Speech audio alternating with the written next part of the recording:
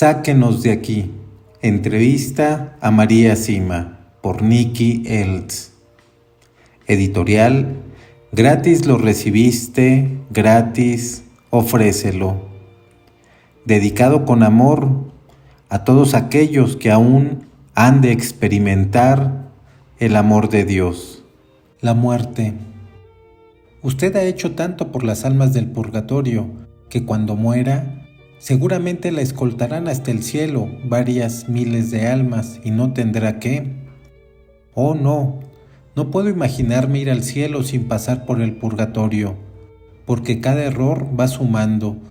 Dios me ha dado a conocer tanto mediante mis contactos con las almas del purgatorio, que mi responsabilidad es mucho mayor. Debemos sufrir en relación con nuestro conocimiento. Sin embargo, espero recibir un poco de ayuda en este aspecto. ¿Qué sucede con las personas que se suicidan? ¿La ha visitado alguna? Sí, me han visitado muchas.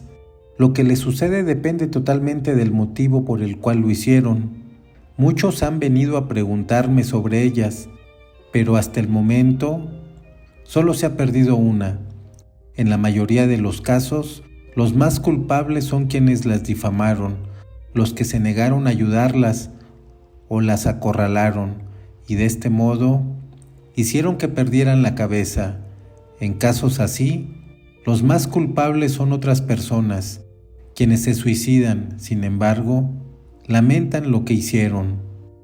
A menudo, el suicidio es consecuencia de una enfermedad. Si uno trata a una persona saludable correctamente, difícil llegará a ese extremo. ¿La han visitado almas que murieron por sobredosis de drogas? ¿Están perdidas? Me han visitado algunas, pero una vez más, lo que les sucede varía. En cuanto a los adictos crónicos, realmente no pueden hacer nada a menos que Dios intervenga con gran poder. En muchos casos los médicos dicen correctamente: fue la droga. Sin embargo, incluso así, deben sufrir mucho.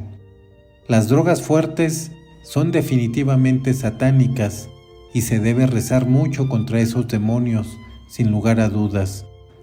Muchos adictos se han curado en la actualidad sin pasar por esos horribles síntomas de abstinencia, y cuando sucede, se debe siempre a nuestra Madre y a San Miguel, que expulsan a Satanás.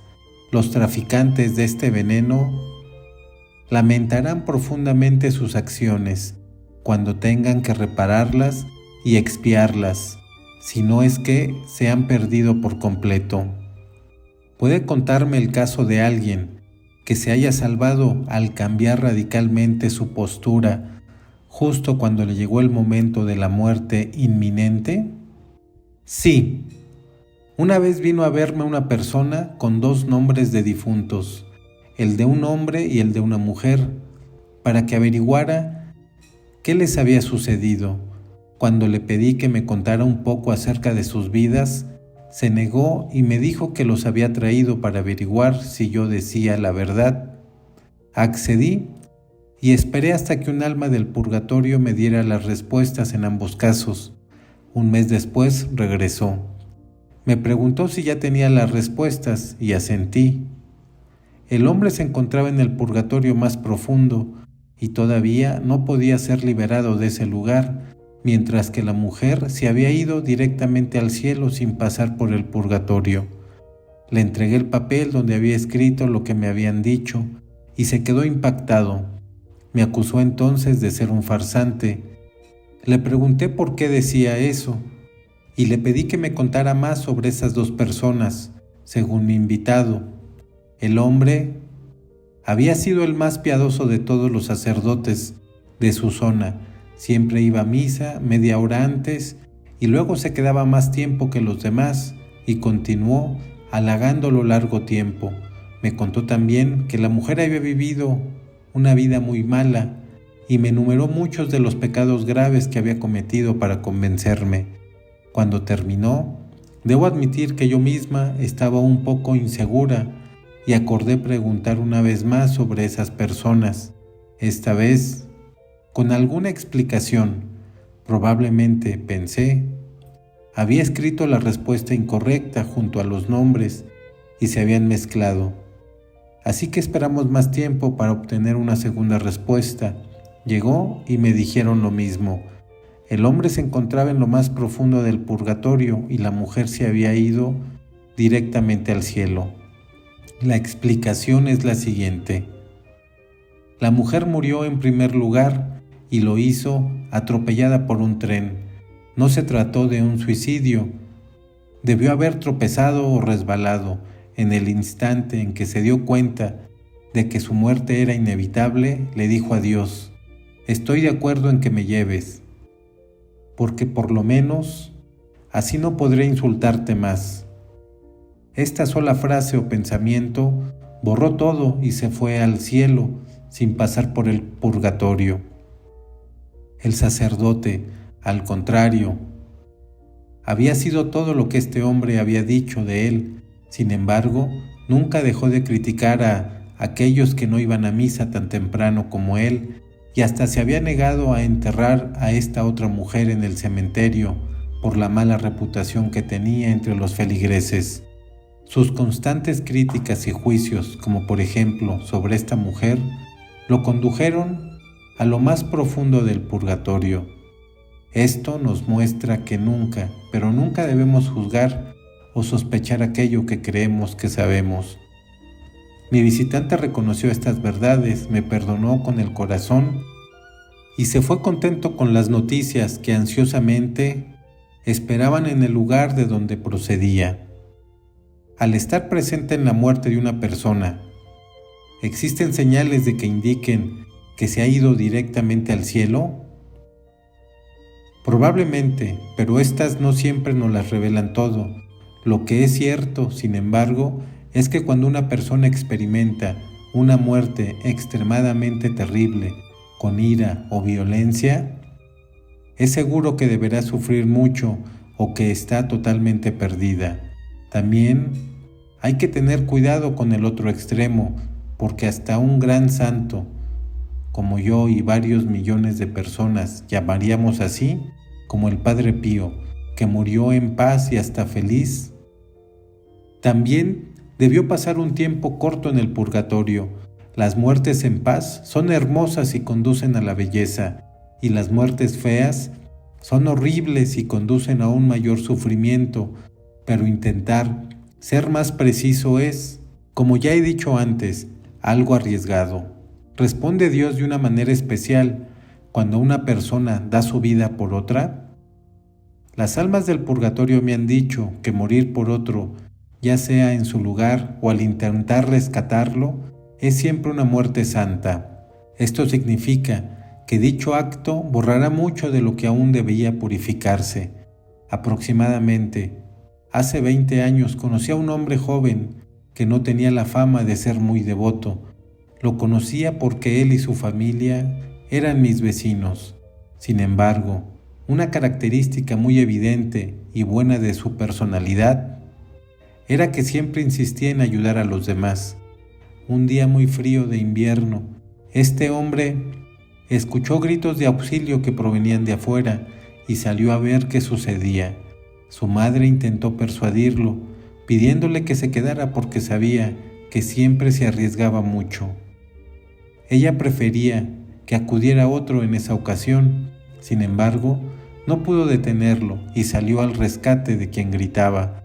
Mientras se encontraba afuera, una avalancha de nieve en polvo se le vino encima y se lo tragó. Lo encontraron muerto al día siguiente. Otros jóvenes, al enterarse, dijeron: «No nos gustaría morir así». «¿Qué quieres decir con eso?», les pregunté. «Ya sabe todas las cosas que ha hecho. Pensad lo que queráis. Pero morir así para salvar a alguien descarta toda posibilidad de que se haya perdido. Siempre es una muerte santa». Solo 2 días después, este hombre se me apareció y me dijo que necesitaba únicamente 3 misas para ser liberado. Expresé cierta sorpresa y me dijo: «Como morí intentando salvar a otra persona, Dios se ocupó de todo lo demás», a lo que añadió: nunca podría haber experimentado una muerte tan feliz. Entonces, ¿debe existir alguna diferencia entre morir intentando salvar a alguien o morir a causa de una imprudencia? Oh, sí. Si una persona muere simplemente porque se puso en una situación de riesgo, no significa que fuera su hora de morir. Si el accidente sucede sin culpa por parte del difunto, esto quiere decir que Dios lo llamó a su presencia. Sin embargo, cuando tiene la culpa, entonces esa misma persona fue quien lo provocó. Conozco a un joven que murió en un accidente de moto por conducir por encima del límite de velocidad permitido. Me contó más adelante que si hubiera sido más cuidadoso, Dios le habría dado otros 30 años de vida. Cuando le pregunté si estaba listo para la eternidad, me dijo que no, pero que Dios da la oportunidad de arrepentirse a todo aquel que no lo desprecie, y este joven estaba totalmente arrepentido. En el momento de morir, ¿el alma ve la luz de Dios con claridad y en su plenitud? No claramente, pero lo suficiente como para que desee ir hacia ella. La claridad y plenitud que ve dependen de la condición del alma en ese momento. Cuando rezamos para que alguien experimente una muerte en paz, ¿ayudan nuestras oraciones a que efectivamente sea así? ¿Acaso Dios es sordo? ¿Ayuda aún si rezamos por una persona que tenemos en nuestro corazón y que murió tiempo atrás? Dios y la oración no están limitados o afectados por el tiempo. Dios está allí 50 años antes como 50 años después. Él hará por nosotros exactamente tanto como nosotros le confiemos.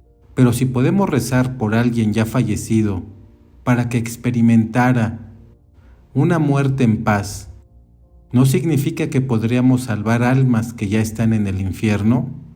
No, lo perdido está perdido, pero las gracias de dicha oración serán distribuidas en otros lugares para el mismo fin: permitir a alguien que experimente una muerte en paz.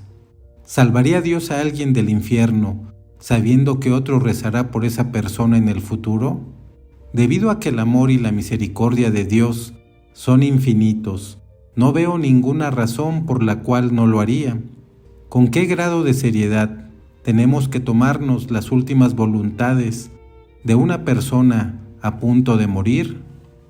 Creo que debemos tomarlas muy seriamente y hacer absolutamente lo mejor para respetarlas y que se cumplan, con 3 condiciones.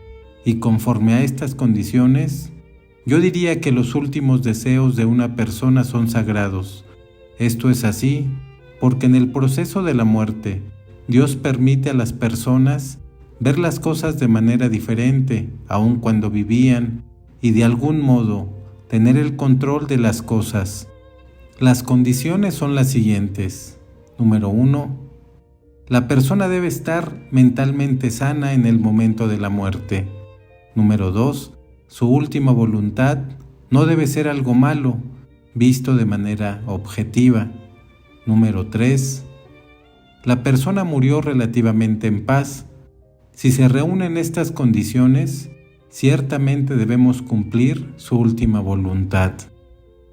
Si alguien ocultara la última voluntad de un difunto, ese hecho, que con frecuencia es prácticamente un robo al difunto, ¿es aún más grave que el mismo robo a una persona viva?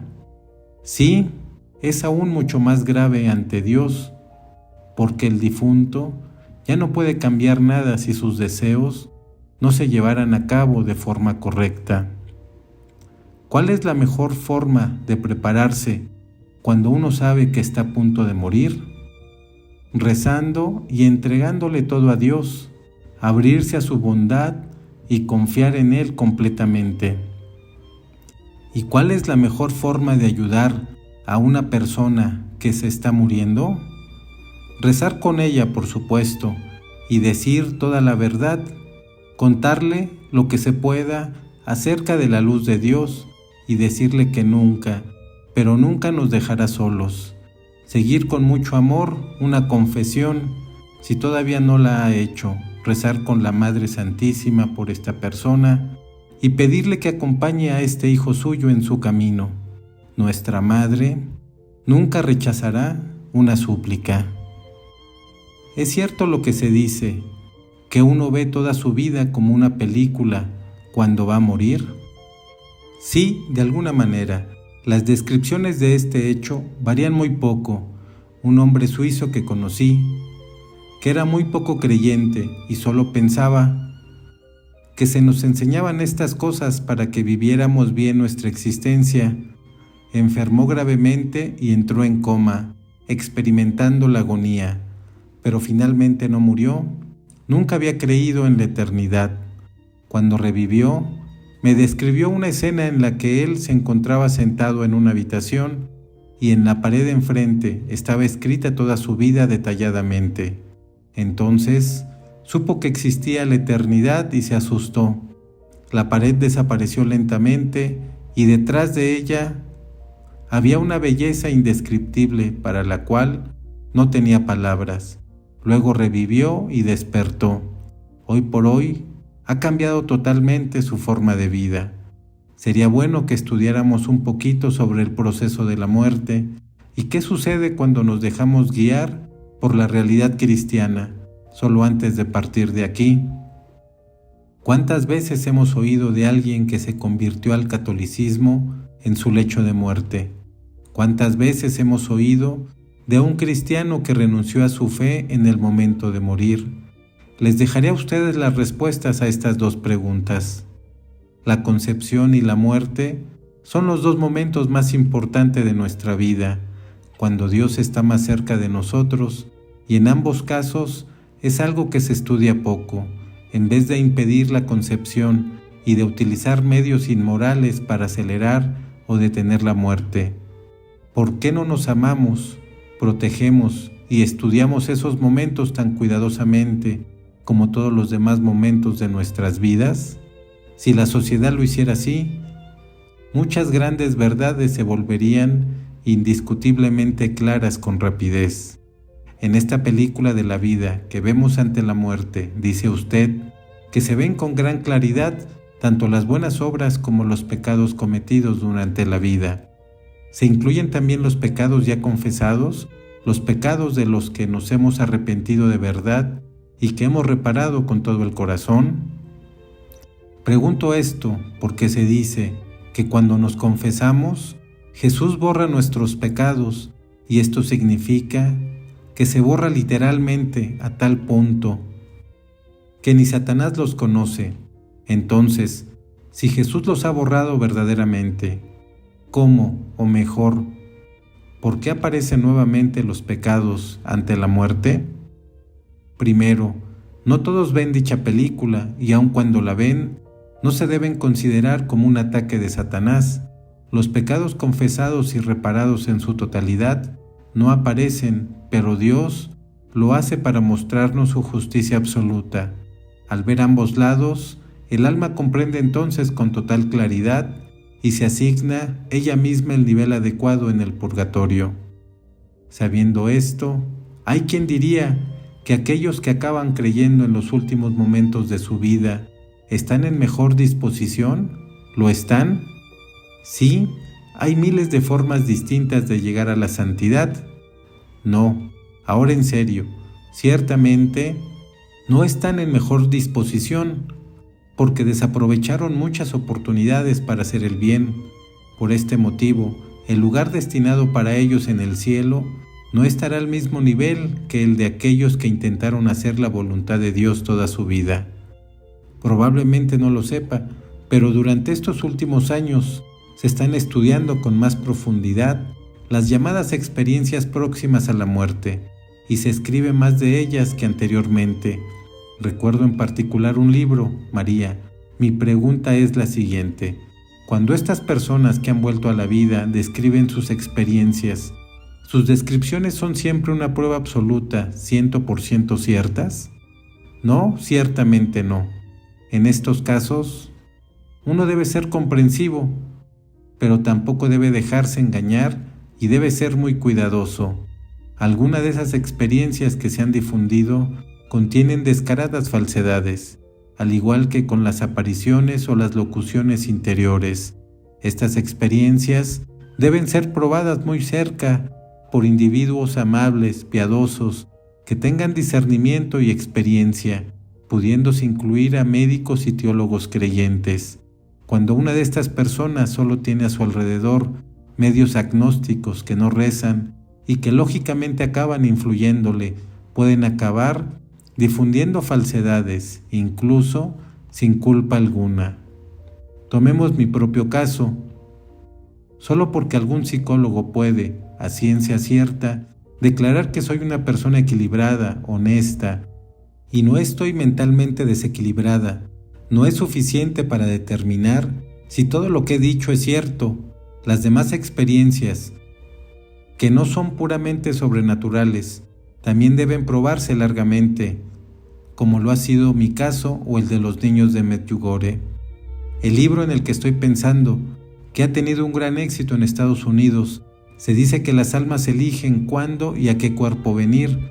Por esta razón, el aborto no es algo tan malo, a pesar de que vaya contra el orden natural, pues solo significa que el alma quería ir a otro lugar. ¿Qué me dice de esto? Una tontería peligrosa. Esto se debe claramente a la influencia de Satanás.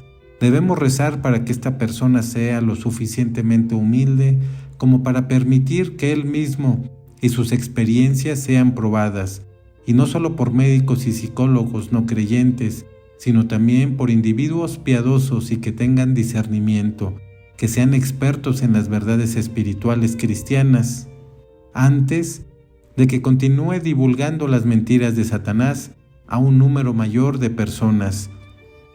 Y el deber me dice que debo añadir que cada aborto que se practique como consecuencia de lo que ha escrito será responsabilidad ante Dios de quien lo haya hecho o de quien le haya asesorado.